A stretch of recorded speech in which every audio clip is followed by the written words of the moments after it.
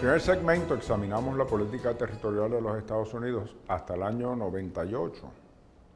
Como indiqué, en el 98 se quiebra todo el pensamiento norteamericano de expansión territorial cuando entran estos territorios no contiguos.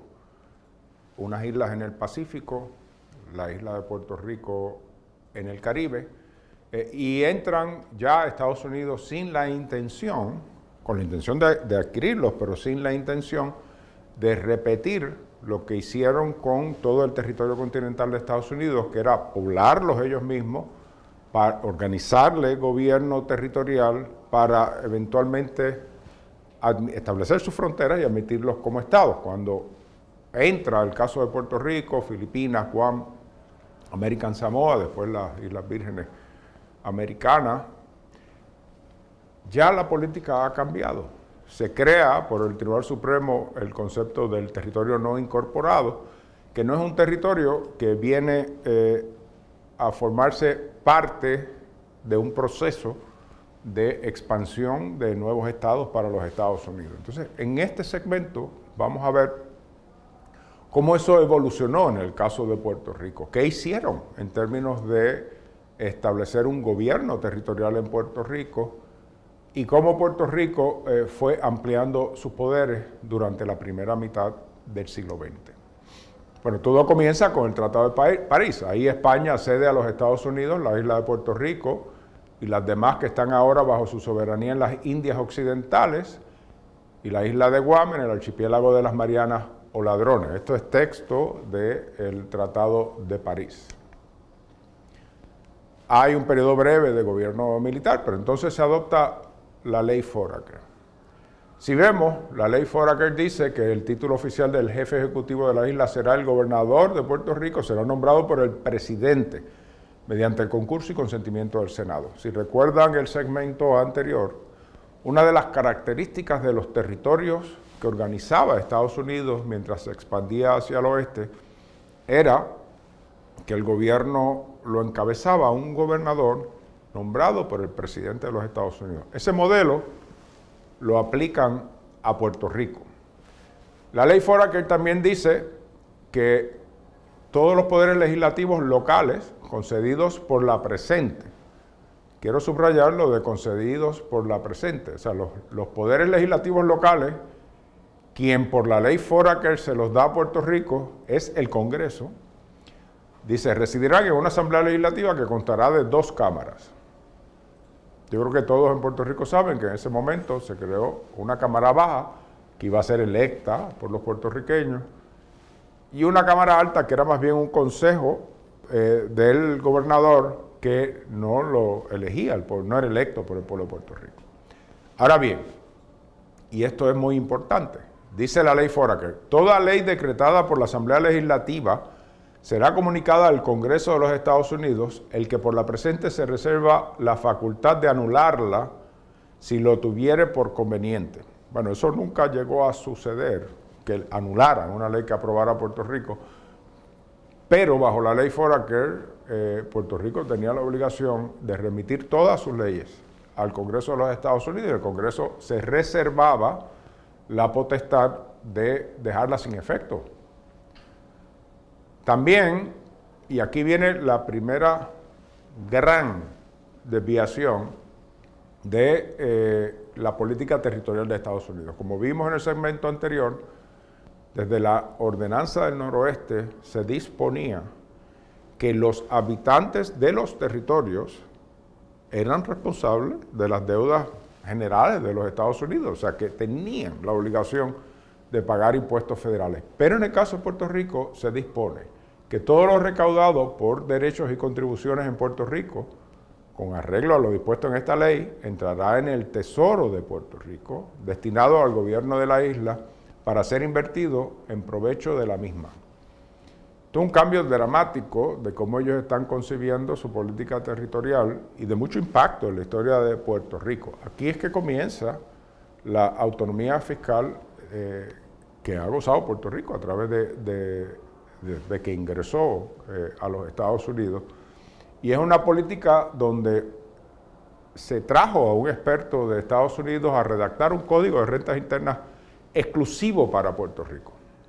Hay que entender lo dramático de esto porque hasta ahora, o inclusive hoy, si usted verifica en los territorios de Estados Unidos, incluyendo las Marianas, Guam, Islas Vírgenes, ellos tienen el Código de Rentas Internas Federal. Por una disposición del gobierno federal, los ingresos se quedan en los territorios, pero quien legisla el Código de Rentas Internas de esos lugares es el Congreso de los Estados Unidos. Desde 1900 y la ley Foraker, quien legisla toda la política fiscal de Puerto Rico, todas las leyes fiscales que aplican en Puerto Rico, ha sido el gobierno de Puerto Rico. Bueno, corremos la película 17 años más tarde, llegamos a la ley Jones. La ley Jones,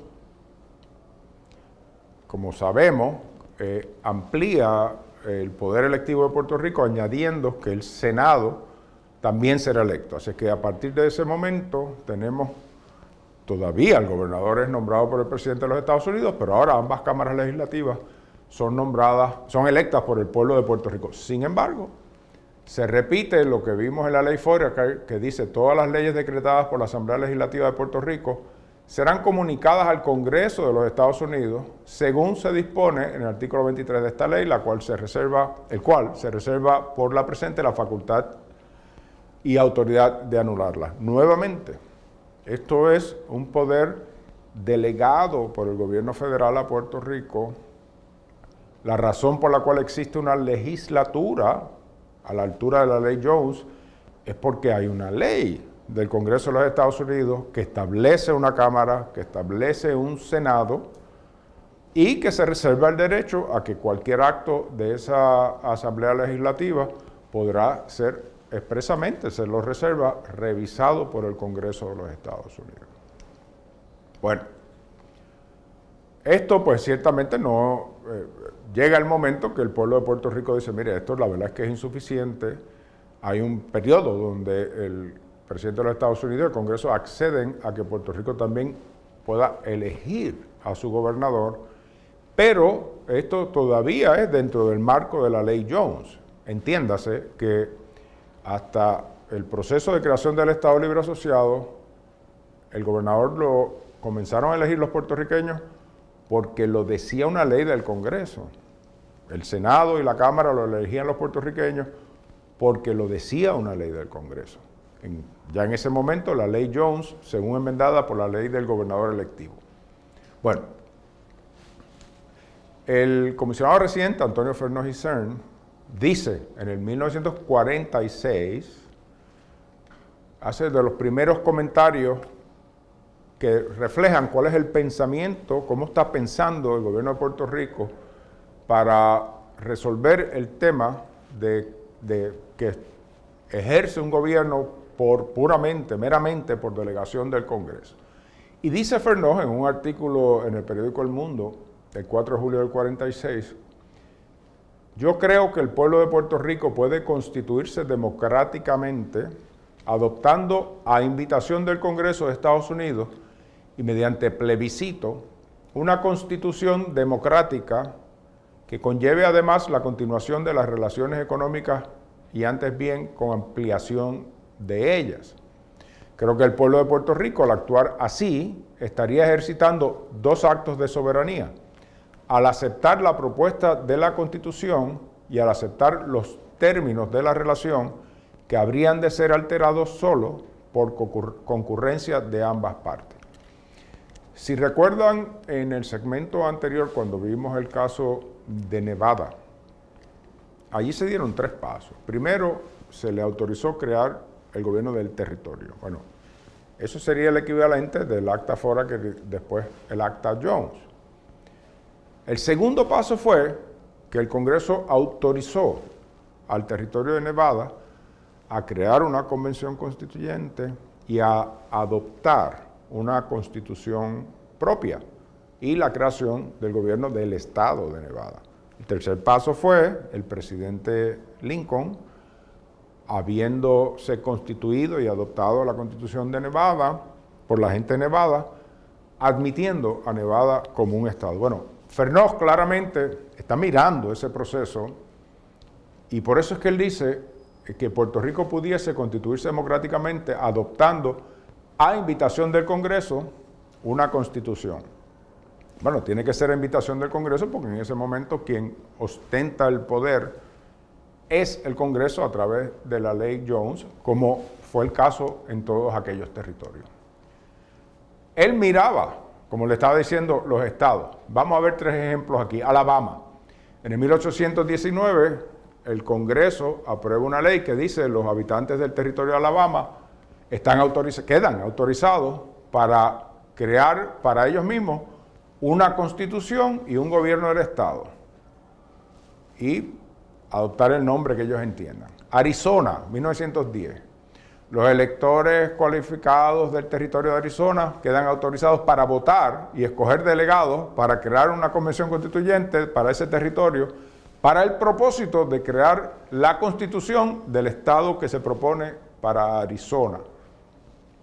Colorado, 1875. Los miembros de la convención, así electos, se reunirán en la capital y luego de organizarse declararán a nombre del pueblo de ese territorio que han adoptado la Constitución de Estados Unidos y queda de esa manera autorizada a crear la Constitución y el gobierno del Estado. Este es el mismo lenguaje que vimos en el caso de Nevada. O sea que el proceso era ese. El proceso que observa Fernández es los territorios. El primer paso fue que el Congreso los autorizara a adoptar una Constitución.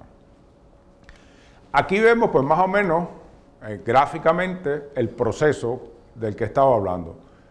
Primer punto, el Congreso autoriza al territorio a adoptar Constitución. Segundo paso, el territorio convoca a Asamblea Constituyente para redactar Constitución. Tercer paso, la Constitución se somete al pueblo para ratificación. Y cuarto paso, se envía al Congreso para aprobación. Quinto y sexto paso, aprueban la Constitución y lo admiten como Estado. Aquí se dan 2 actos al final del camino. Bueno, ahí es que viene la Ley 600. Yo creo que casi todo puertorriqueño ha escuchado de la Ley 600, pero la Ley 600, que se adopta en el año 50, lo que hace es, en efecto, autorizar a Puerto Rico a crear su propia Constitución. Este es el equivalente a las que estábamos viendo en los casos anteriores. Y ahí dice el artículo 1, reconociendo el principio de gobierno por consentimiento de los gobernados, se aprueba esta ley con el carácter de un convenio, de manera que el pueblo de Puerto Rico pueda organizar un gobierno basado en una constitución adoptada por él mismo. Ese lenguaje es casi igual al que acabamos de ver en los distintos casos de 3 territorios. Esta ley deberá someterse para su aceptación o rechazo a los electores capacitados de Puerto Rico. Es decir, no es que el Congreso de los Estados Unidos está mandando a Puerto Rico a hacer una constitución, es que el Congreso está diciendo, te autorizo a hacerlo, ahora, esta ley la tienen que aprobar los puertorriqueños, por votación. Al ser adoptada la Constitución por el pueblo de Puerto Rico, el presidente de los Estados Unidos queda autorizado para enviar tal Constitución al Congreso si él llega a la conclusión de que tal Constitución está de acuerdo con las disposiciones aplicables de esta ley y la Constitución de Estados Unidos. Al ser aprobada por el Congreso, la Constitución entrará en vigor de acuerdo con sus términos. Aquí se debate mucho si esto significa que el Congreso tuvo la última palabra. Bueno, igual que la tuvo en el caso de todos los estados, porque ese es el proceso. El poder radica originalmente, en el caso de los territorios, en el Congreso de los Estados Unidos, y es el Congreso el que da el primer paso de autorizar a este eventual estado, en el caso de los territorios que tenían allá, y ahora, en el caso de Puerto Rico, crea tu propia constitución. El poder lo ha estado ejerciendo por una acta, una ley orgánica mía, en este caso la ley Jones, pero creo que debe ser ahora por el consentimiento de los gobernados. Bueno, pues por la ley 600 el Congreso da este primer paso, que es que autorizó a Puerto Rico a adoptar la Constitución. Esta es la misma gráfica que vimos ahorita. Lo quiero llevar para ver dónde se desvía del modelo de los estados y dónde se asemeja. Cuando dice que debería someterse a Puerto Rico para aprobación o rechazo, es el segundo paso que vimos anteriormente. Eso se lleva a cabo. Hubo un referéndum el 4 de junio del 51, donde el pueblo de Puerto Rico votó si estaba a favor de la ley 600 o si estaba en contra de la ley 600. Y pues debe resultar obvio que sí, que el pueblo de Puerto Rico la aprobó. Luego, pues la Asamblea Constituyente se forma, se eligen los delegados, redactan la Constitución y se le somete al pueblo de Puerto Rico en un segundo referéndum y el pueblo de Puerto Rico la aprueba. Ahí la Constitución se envía al Congreso para aprobación. El Congreso, bueno, ¿qué dice la Constitución? Que el pueblo de Puerto Rico, nosotros, el pueblo de Puerto Rico, esto es distinto a la ley Jones. Ustedes pueden legislar, pero me tienen que mandar las leyes para acá. Ustedes pueden tener una Cámara, ustedes pueden tener un Senado, pero porque yo te estoy diciendo. Ahora no. Ahora es porque la Constitución dice, nosotros, el pueblo de Puerto Rico, a fin de organizarnos políticamente sobre una base plenamente democrática, promover el bienestar general y asegurar para nosotros nuestra posteridad, etcétera, etcétera, establecemos esta Constitución para el Estado Libre Asociado, que en el ejercicio de nuestro derecho natural, ahora creamos dentro de nuestra unión con los Estados Unidos. La Constitución la redactó el pueblo de Puerto Rico, la votó, votó a favor el pueblo de Puerto Rico. Ahí se establece cuándo se eligen los senadores, cuántos son, cuándo se eligen los representantes, cuántos son, cómo está dividido eso, cómo se elige al gobernador, cuáles son las potestades de la legislatura, cuáles son las potestades del gobernador, de la rama judicial. Eso es lo que los puertorriqueños decidieron que fuera y lo pusieron en ese documento y por votación el pueblo dijo sí, queremos que esas sean las reglas de nuestro gobierno interno. No las redactó el Congreso de los Estados Unidos. El documento ahora se le envía al Congreso de los Estados Unidos, que tiene que evaluar si cumple con las condiciones que ellos dieron, que son las mismas que le dieron a los estados, que era que tenga una carta de derechos y una forma republicana de gobierno. La sección 1 dice, se constituye el Estado Libre Asociado, su poder emana del pueblo y se ejercerá con arreglo a su voluntad dentro de los términos del convenio acordado entre el pueblo de Puerto Rico y los Estados Unidos. Hay que entender, eso que dice ahí se le envía al Congreso.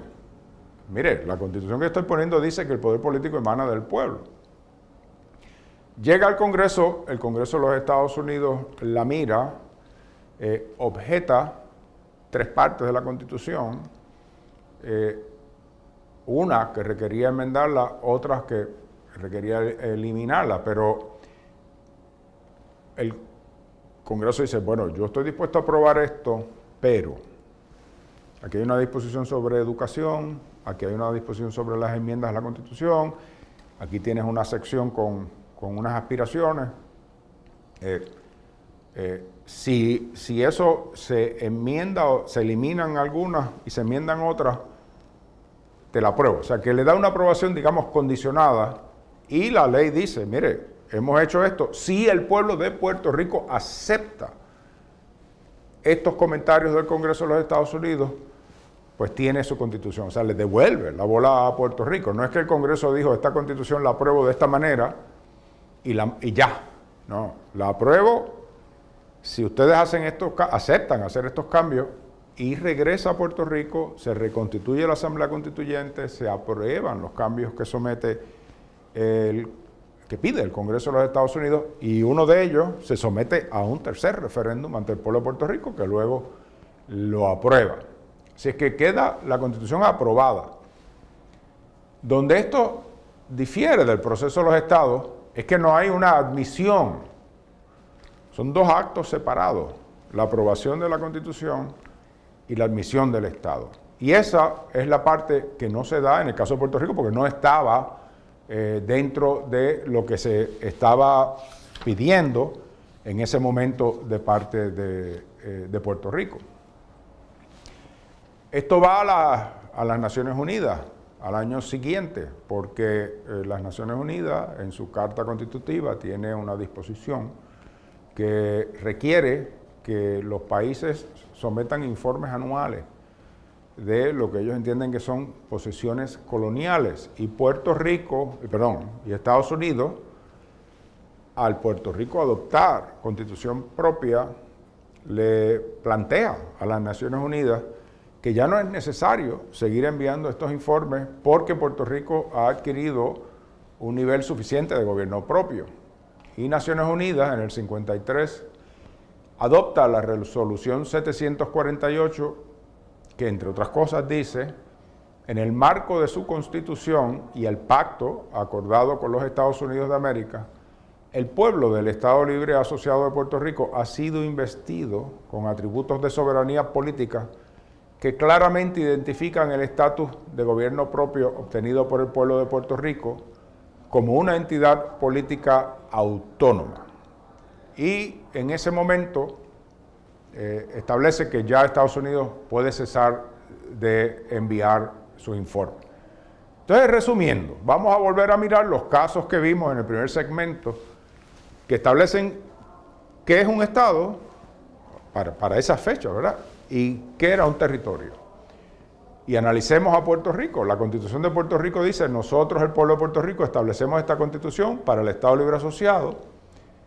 Y el caso de Texas v. White que vimos en el primer segmento decía que un Estado, en el sentido ordinario, está organizado por un gobierno sancionado y limitado por una Constitución escrita que se ha establecido por el consentimiento de los gobernados.